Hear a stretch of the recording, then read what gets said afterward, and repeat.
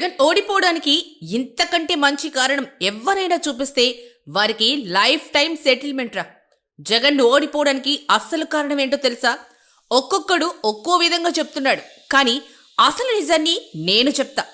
అరటిపండు వలిచి నోట్లో పెడితే ఎలా ఉంటుందోనే నే చెప్తే అంత క్లారిటీగా ఉంటుంది. జగన్ ఓడిపోవడానికి కారణం 3 అక్షరాలు. ఆ 3 అక్షరాలు నువ్వు అనుకునేదైతే కాదు. ఆ 3 అక్షరాలేంటో తెలిస్తే నువ్వు కూడా షాక్ అవ్వాల్సిందే. ఇది ఎవరు చెప్పని సీక్రెట్.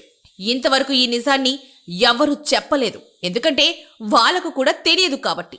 ఎన్నికల రిజల్ట్స్ చూసి ఆంధ్రానే కాదు, ఢిల్లీ కూడా షేక్ అయిపోయింది. అంత విచిత్రంగా ఉన్నాయి ఎన్నికల ఫలితాలు. ఎవరి ఊహకు కూడా అందలేదు.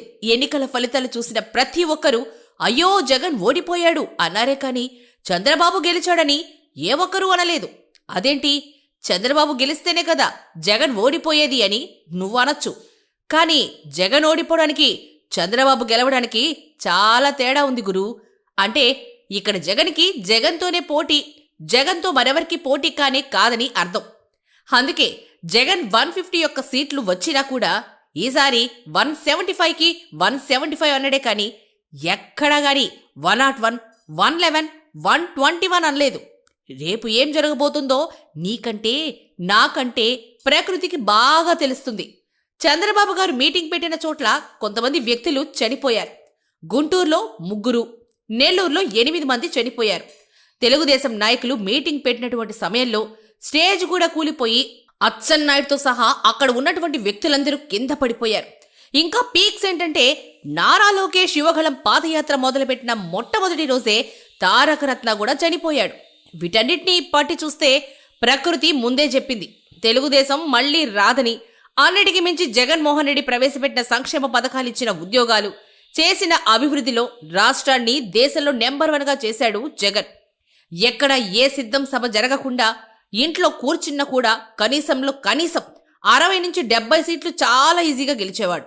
అటువంటిది 4 సిద్ధం మహాసభలు రాష్ట్రమంతా బలపం గట్టుకుని బస్సు యాత్ర చేసినా కూడా కేవలం 11 సీట్లకే పరిమితం అవడం అనేది అందరినీ అవాక్కయ్యేలా చేసింది. చాలా మంది చెప్తున్నారు జగన్ కార్యకర్తలను అస్సలు పట్టించుకోనేలేదని. మరి 2,66,000 మంది వాలంటీర్లెవరు? తెలుగుదేశం కార్యకర్తలా? వాళ్ళంతా వైసీపీ కార్యకర్తలేగా.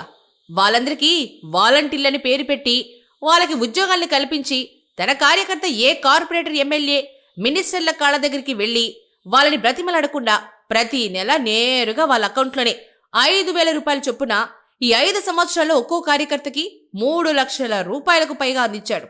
ఎవరి దగ్గర దేహి అని చేయి చాపకుండా వార్డు మెంబర్ దగ్గర నుంచి మొదలుకొని సర్పంచ్, కార్పొరేటర్, మేయర్, జిల్లా పరిషత్ చైర్మన్ల వరకు ప్రతి ఒక్క కార్యకర్తకి చేయి అందించాడు. చేదోడుగా నిలబడ్డాడు జగన్. ఇంకొంతమంది ఎమ్మెల్యేలు వాలంటీర్ల వల్లే మేం ఓడిపోయాని చెప్తున్నారు.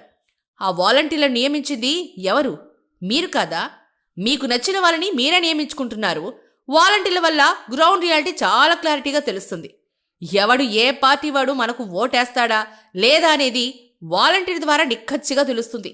అంగబలం, అధికార బలం వాలంటీర్ల సైన్యం. ఇన్నుండి కూడా నువ్వు ఓడిపోయావంటే అది ఎమ్మెల్యే అయినా నీ తప్పిదమే కాని జగన్దైతే కాదు. నీకు అంగబలాన్ని, అధికార బలాన్ని, సైన్యాన్ని కావలసిన ప్రతిదాన్ని నీకు అందిస్తే సైన్యం లేకపోవడం వల్ల నేను ఓడిపోయానంటే అర్థం ఉంది. కానీ సైన్యం ఉండడం వల్లే నేను ఓడిపోయానంటే అంతకంటే కామెడీ మరొకటి ఉండదు గురువు. ఎక్కడో కొంతమంది కార్యకర్తలను లోకల్ నాయకులు లోకల్ పాలిటిక్స్ వల్ల పట్టించుకోకపోయి ఉండొచ్చు. ఒక 20 నుంచి 30% వరకు అది మెజారిటీని తగ్గించే ప్రయత్నం చేసి ఉండొచ్చు. గాని మరీ ఇంతలా ఘోరంగా ఓడిపోయేంత పరిస్థితి అయితే లేదు. కాబట్టి జగన్ కార్యకర్తలను పట్టించుకోలేదు, అందుకే ఓడిపోయాడు అనేది శుద్ధ అబద్ధం. ఇక రెండోది, జగన్ తన చుట్టూ ఉన్నటువంటి కోటరి వల్లే ఓడిపోయాడు అనడం. రాజశేఖర రెడ్డి గారు చనిపోయిన తర్వాత తనకు తోడుగా నీడగా నిలబడింది విజయసాయిరెడ్డి, సజ్జల రామకృష్ణారెడ్డి, వైవి సుబ్బారెడ్డి, వీళ్లతో పాటు కార్యకర్తలు. జగన్ 2009 ఎన్నికల్లో రాజీనామా చేసిన తర్వాత మళ్లీ గెలిపించింది ఈ కోటరీనే. జగన్ని జైల్లో వేసిన తర్వాత కార్యకర్తలకు అండగా నిలిచింది ఈ కోటరీనే.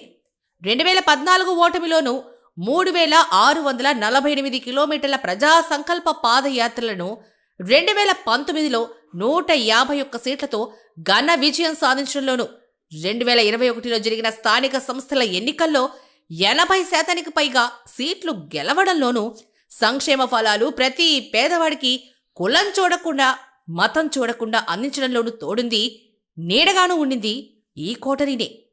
ఒకవేళ జగనే మళ్ళీ 151 సీట్లతో గెలుచుంటే ఎవడైనా గాని ఈ కోటరీని, సజ్జల రామకృష్ణారెడ్డిని ఒక్క మాటైనా అనేవాడా? లేదు కదా. ఏదైనా బిల్లుల కోసం, కాంట్రాక్ట్ వర్కుల కోసం జగన్ దగ్గరికి వెళ్తే ఈ కోటరీ వాళ్ళు ఆ సమస్యను వెంటనే పరిష్కరించేవాళ్లు కాదనంటున్నారు. ఈ కాంట్రాక్ట్ బిల్లుల కంటే పేదవాడికి అందించే రైతు భరోసా, అమ్మఒడి, వైఎస్ఆర్ చేయూత, వాహన మిత్ర లాంటి సంక్షేమ పథకాలకు ప్రాధాన్యతనిచ్చి పేదవాడు బాగున్న తర్వాతే ఈ కాంట్రాక్టర్లకు కాస్త లేట్ చేశారేమో గాని ఇబ్బంది అయితే చెయ్యాలనుకోలేదు. ఎందుకంటే పార్టీకి ఇన్కమ్ సోర్స్ ఆ కాంట్రాక్టర్లే అని వాళ్ళకంటే మరెవరికి బాధ తెలుసు గురు. కాబట్టి జగన్ ఓడిపోవడానికి ఈ కోటరీ ఎంత మాత్రం కారణమైతే కాదు.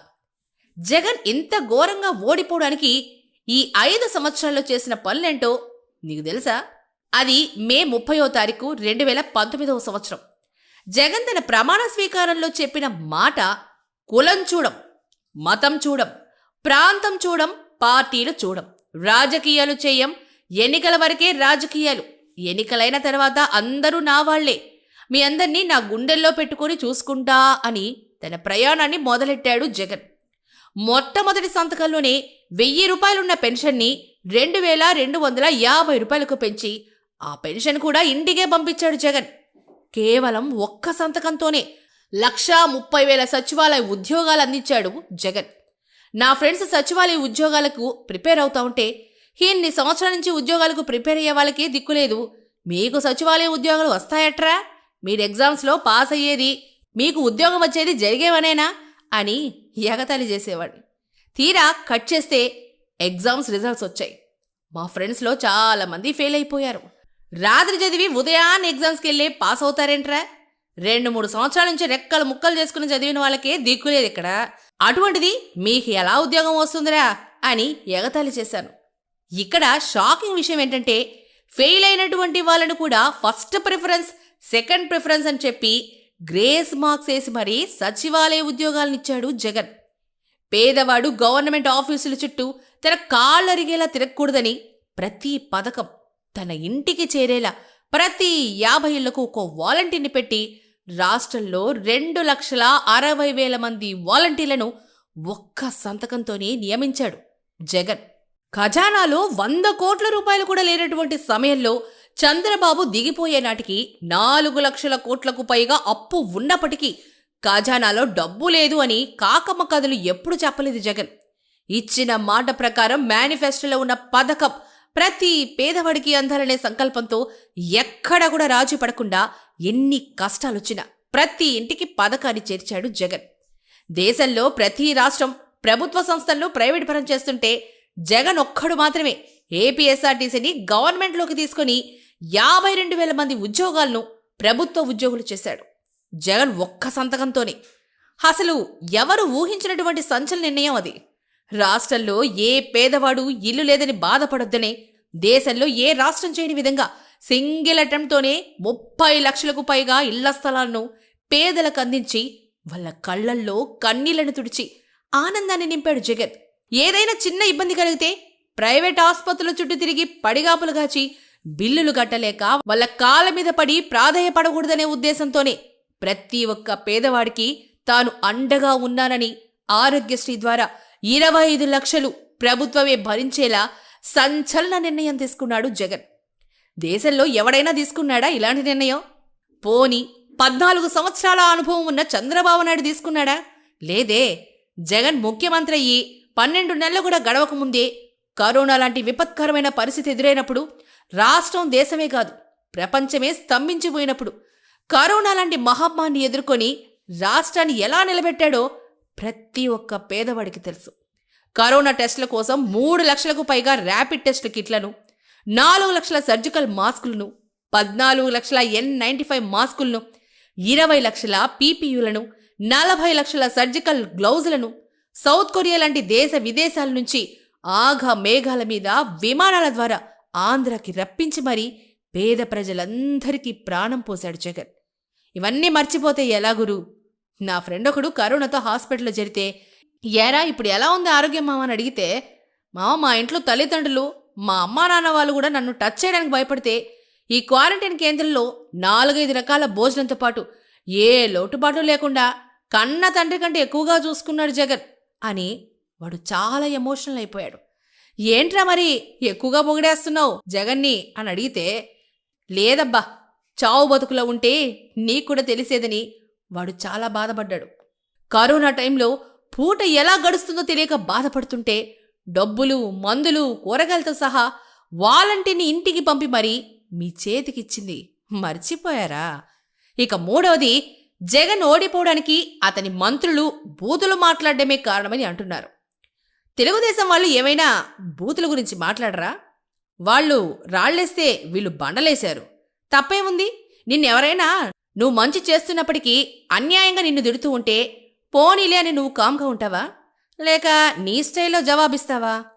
లేదా జగన్ను పట్టుకొని సైకో, నీ అమ్మ మొగుడిచ్చాడా, బోషెడికి అని అమ్మనాబూతులు మాట్లాడితే సాక్షాత్ ముఖ్యమంత్రిగా ఉన్న జగనే చెప్పాడు కదా నన్ను అలా కొడుకు అన్నారని. అంతకన్నా ఎక్కువగా ఏ వైసీపీ మంత్రి అయినా తెలుగుదేశం వాళ్ళని మాట్లాడారా? లేదు కదా. కాబట్టి ఇది కూడా రాంగ్ ఆన్సరే. ఇవన్నీ కాదంటున్నావు, మరి అసలైన కారణం ఏంటి అని నువ్వు అడిగితే మాత్రం 3 అక్షరాలు, కేవలం 3 అక్షరాలు.